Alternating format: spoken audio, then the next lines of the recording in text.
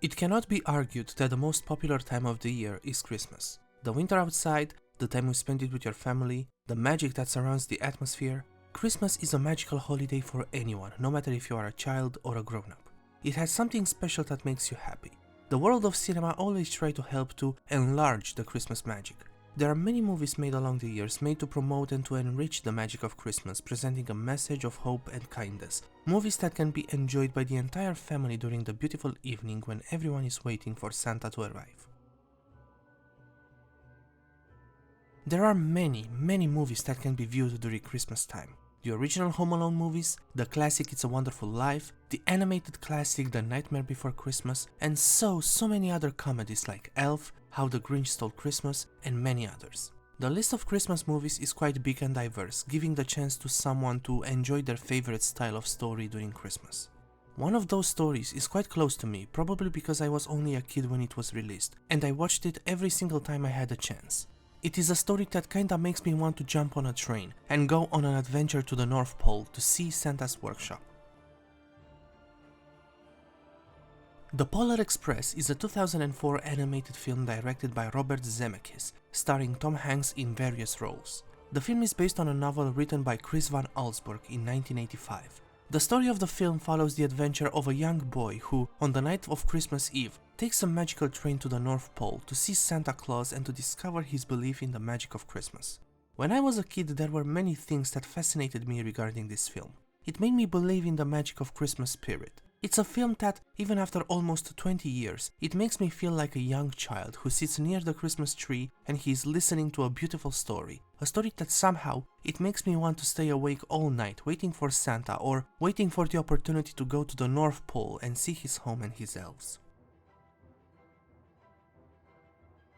There is something to the story, an element that I can find in some other Christmas movies, but in this film, I felt that element more prominent. The innocence. There is an innocence in the way the main character is presented. There is an innocence in his actions and in his encounters with the other characters. What is truly magical, at least to me, is the way the story presents the boy at the beginning of the film and how he will evolve during his adventure. The boy is not a character that is special, that could be uncommon. He is a normal, simple boy that represents every single other child from around the world. He is a boy who wants to believe, but in a way, he is afraid of the answer, so he is using his younger sister to find out the truth, if Santa is real or not. Well, at least this is what the conductor is telling us, the viewers. So when the adventure starts to unravel in front of his eyes, he is hesitant, yet curious at the same time, a thing that is natural for a child of his age. There are other children in the film that act differently, but who are driven by the same adventures in a unique way, in order to discover themselves and to learn something, just like the main character. You have the know-it-all boy, who is very annoying, who is interfering in others' business, and who will learn that a little humble behavior is good to have now and then. You have the young girl, who is almost like the main character, but unlike him, she is open to adventure, to help others and to connect with other kids, to know them. The last boy is, in my opinion, the one that someone could feel interested to know about, the shy boy. He sits alone, he's avoiding the other kids, he feels uncomfortable in all the situations, and after all, he got the most beautiful kid out of all kids. Friendship. He was in a way the one who connected some of those kids, and even if he was shy and avoided everyone, he had that element to make you want to know him, to show him kindness and wanting to make him feel happy. The shy boy's interactions with the other kids are what represent at a simple and innocent level the meaning of Christmas, to put it like this. He is, in a way, the one character that represents the feelings of loneliness, that represents some of our fears and some of us during certain moments of life. Moments that are gone when the time of Christmas comes and we are surrounded by people close to us and shows us kindness for any reason. But not only the children are special in this story, the grown-up characters are quite interesting too. Well, there are only two characters that are quite in front of the viewer, and they are quite antithetic in a way, but still. I'm talking about the conductor and the ghost of the hobo. The conductor looks like a severe person who totally follows rules, who scares you at the first sight, but is a kind person who helps the kids and agrees with the good actions of the boy. The ghost of the hobo is almost scary. Almost. He has the Grinch type of personality, a bit, and you can't understand if he mocks the young boy or he is just mean just because he wants to be mean. It has some moments that are quite questionable. Well, at least at the first sight of the man. However, he becomes quite friendly and helps the boy in certain moments that are quite dangerous. In the end, you can consider him as the spirit of the train, who is like a trickster, just like Peeves, but he is more of a good guy. I think that his role is to really make the boy believe in magic in unexpected ways, while the conductor is the person who introduces the viewer to the world. He is your guide through the boy's adventure. I think it is just in my thought probably, but the conductor is the order, the part that follows the rules during the trip with the express, while the hobo is the one who is wild, who has great, dangerous adventures during the trip. They are like two faces of the same coin, but are presented in different and dynamic ways. Yeah, this is probably the best way I can understand them. I don't think I really want to know more about them because, after all, this is the way those two characters are seen by the boy, like scary or very serious characters, later being presented as having a good reason to help. So to me, it is the perfect simple representation for those characters. A thing that makes the magic of the trip to be more interesting and more, let's say, more personalized for the young man.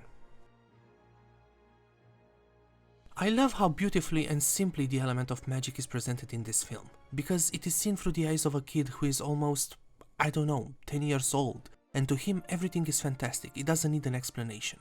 There are moments in the film where the connections are made to be a coincidence or are presented in a way that something somehow is controlling everything. I loved the way it is presented, the moment with the golden ticket, when the young boy is trying to give the young girl her ticket, and he is losing it, and somehow, through some interesting coincidences, the ticket returns to the train, to the place where the young boy might find it at the proper time, when it is necessary. Or the moment from the workshop, that through all that adventure through the labyrinth, the children are finding the bag with presents, arriving safely in the town square to see Santa. Those are moments that add more credibility to the idea of magic because the viewer is seeing them like that thanks to the context of the film. It makes the viewer feel a certain, I don't know, innocence when it sees the magic unfolding in front of its eyes. The moments are made to be credible, I do not deny that, but honestly, when I see those moments, I really don't care about logic. The tickets represent at the end of the film the advice given by the conductor to the children. It is a nice way Zemeckis created the whole magic and interest around the tickets, because at the beginning of the film, the conductor says the tickets cannot be replaced, meaning they are personalized to each child. By building this meaning in the viewer's mind, Zemeckis makes this whole idea important, thus having the whole moment with the young girl's golden ticket. So, at the end of the film, when the conductor completes to stamp the words on the children's tickets, the viewer starts to understand the ticket's purpose. Each ticket represents a child, so the word stamped on their tickets is in a way, I do not want to say their lesson because it sounds way too serious, but in a way, it is their lesson. Each and every one of them had a word stamped on the ticket that represents them, that represents their personality and what they have to do to be a better person. The only child that has many words is the shy boy because he was the one who had to learn many things from this journey, things that he already started to learn thanks to his evolution during the film. Another thing that I could add to the magic of Christmas, even though it is an external element, is the way of how many characters have almost the same voice. Leaving the real reason behind this fact that Tom Hanks is playing the voice of almost all the important men from the film thanks to production and directorial reasons, but the fact the story is told by the young boy when he is a grown-up, I like to think that all of those characters are his interpretation of the people he met, thus adding more to the fantasy of Christmas, making it, as I said at the beginning of the film, to be like a story told by a father to his child in front of the Christmas tree waiting for Santa to come. And what I truly like is how Zemeckis is playing with the mind of the viewer during the end of the film for a couple of seconds. Well, this thing could be a simple narrative trick, but I think it can be added also to the list of magical elements that don't need to be explained. I am talking about the broken pocket. Zemeckis is playing with this element in a way that is making the viewer to be more connected with the boy. Zemeckis is presenting at the beginning of the film that the boy rips his pocket in the bedpost, and you see how the boy is paying attention to his pocket to not lose his ticket. However, he puts the silver bell, his gift from Santa, in his pocket, losing the bell in Santa's sleigh.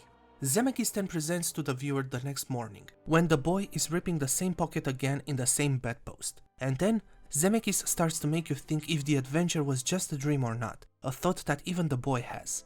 Of course, everything is confirmed it was real because he received the bell once more from Santa, but for a moment, Zemeckis is playing the dream card, a thing that somehow enlarges the concept regarding the magic of Christmas presented all over the film from the beginning to the end. When I started to read more about the film and about who made it, I realized a certain familiarity in the way the film is presented. Robert Zemeckis is the man behind another film starring Tom Hanks, called Forrest Gump, another great film in my opinion, who presents the evolution of a character in an interesting way in certain contexts. He is the director behind the Back to the Future trilogy that combined extremely well the narrative with the science fiction and comedy, and he created other great films like Beowulf, the 2009's A Christmas Carol, and the 2022's Pinocchio. So if the viewer knows some of his movies, it can be seen a similar and familiar pattern in the way Zemeckis presents his stories. He has a certain rhythm to the story, and the way he builds his world is made quite interesting.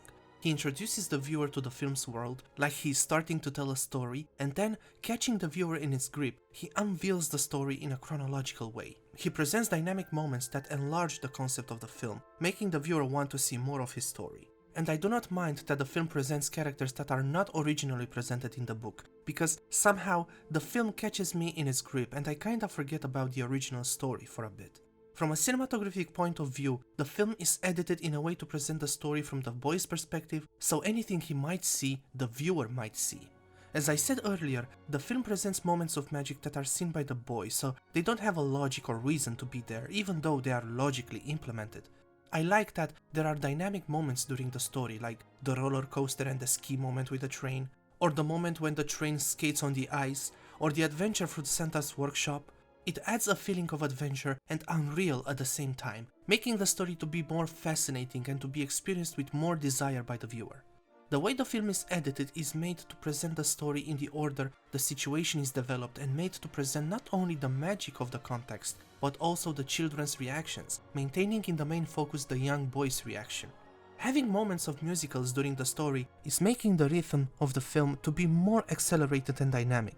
It is nice that for a couple of seconds the film presents a cameo of Steven Tyler during a moment of music, even though it lasts for like 30 seconds or something.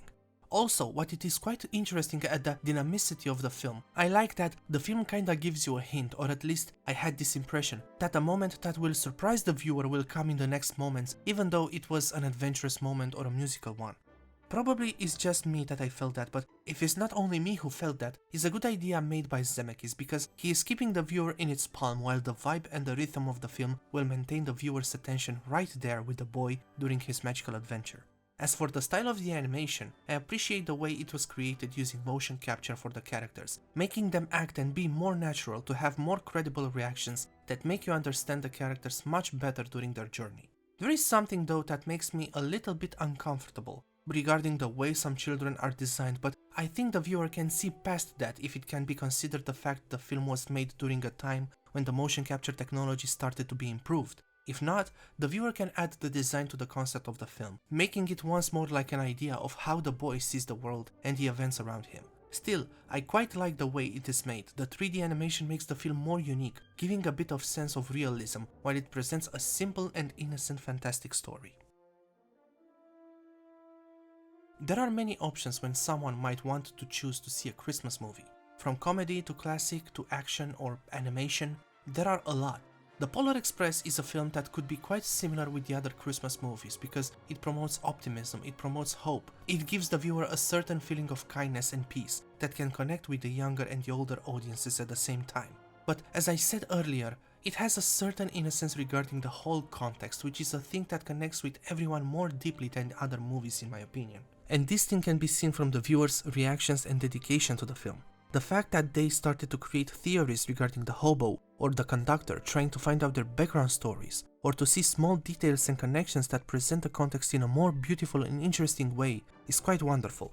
I like when the fans are extremely dedicated to a certain title in a positive way, because this means that that certain title had an impact on the audience, so that audience can improve the experience of the film or of the game. Speaking of video games, I know there is a video game adaptation of the film made by THQ that wasn't quite well received unfortunately. Maybe I'll try to discover it in the near future to see if the game is indeed good or not. After all, perhaps it will make the whole movie more interesting or not, who knows. But for the moment, I just want to enjoy the film once more. I want to feel like a kid again, and with this film, I can actually do that. The Polar Express is a film that makes me feel happy and sometimes makes me cry a little bit. And watching it with my family and my friends during Christmas is a film that certainly gives me a certain feeling. a feeling of happiness. It is a wonderful film and I will try to watch it every time I have the chance because it makes the holidays much better knowing I have a film that will make me feel like a kid once more, even for a little while.